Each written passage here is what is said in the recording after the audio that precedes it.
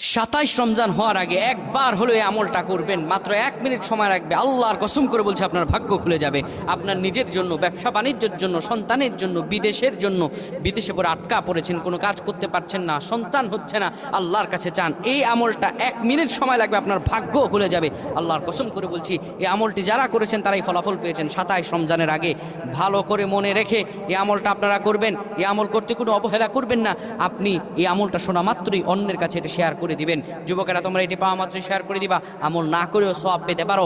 কারণ রাসূল সাল্লাল্লাহু আলাইহি ওয়াসাল্লাম বলেছেন, বাল্লিগু আন্নি ওয়ালাউ আয়া, তুমি যখন আমল শুনবে তখন অপরকে পৌঁছায় দিবে, সে আমল করলে তার সমপরিমাণ সওয়াব আল্লাহ আমল নামায় দিয়ে দিবে।